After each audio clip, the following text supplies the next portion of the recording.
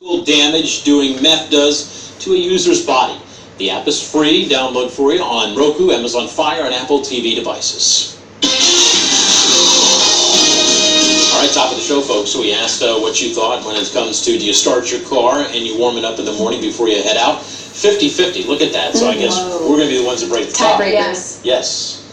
I, of course, start my car. I have to. I do when needed, and you do as well. I do as well, at least for a couple minutes, because I have to put Gia in the car. Oh, But yeah. we have starters, so the cars won't go without the key in it. So Right, we're not breaking the law. exactly, yes. Yeah, interesting bit of information. We always appreciate your feedback on certain questions we ask here at News Center 7. Yeah, and it might be another morning tomorrow that we might want to start up just for a couple minutes there. Temperatures are going to be falling off, not too terribly far, nothing like we saw last week.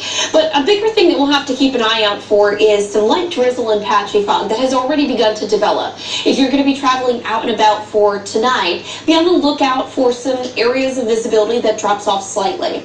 Notice our visibility map across our area. We have some spots that are a little bit on the lower side, one of which is up towards Salina with a 2-mile visibility check there, 3-mile visibility in Winchester as well as in the city of Dayton.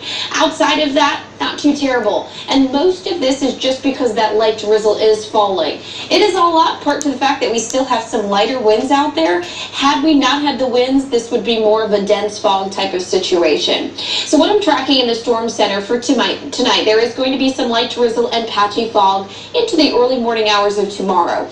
Then as we head into tomorrow afternoon, we'll have a better chance for a few steadier rain showers, which I'll show you on Futurecast. It is not going to be a lot of rain by any means. Now, our best chance to see an accumulating rainfall is going to come in as we head towards Thursday, even into Friday. Now, before it gets here, though, there is going to be a slight bump in temperature, something that you might like, and I'll show you that in a few moments as well. Live Doppler 7 radar as we scan the skies. We're not seeing any precipitation there, mainly just cloud cover on our satellite and radar imagery. Now, those rain droplets are so tiny, they're not getting picked up on radar. Off to the west, notice some steadier showers approaching the Illinois-Indiana border. Again, those will slowly start to nudge on in over the next 12 to 24 hours. Futurecast shows mainly cloudy skies for the overnight hours. Again, some patchy fog and drizzle in place. Will stay that way through most of tomorrow. At around 4 o'clock tomorrow afternoon, we'll see our better chance of some steadier showers trying to skim on through. Even there, Futurecast is saying it's not going to be a lot of rain, but that's when we get the best opportunity for it. Still some patchy drizzle and light fog for Wednesday morning, and then through the day on Wednesday, slowly we'll get the drier air back in, and clouds will break for some late day sunshine and gradual clearing a bit for your Wednesday evening. For tonight, we fall to 34 degrees. Watch out for any roadways that may look wet. Bridges and overpasses could get a little bit colder for an isolated slick spot very close to sunrise. Then once the sun comes up, no issues. 50 degrees on Wednesday, then 56 on Thursday, but that comes in with a cold front.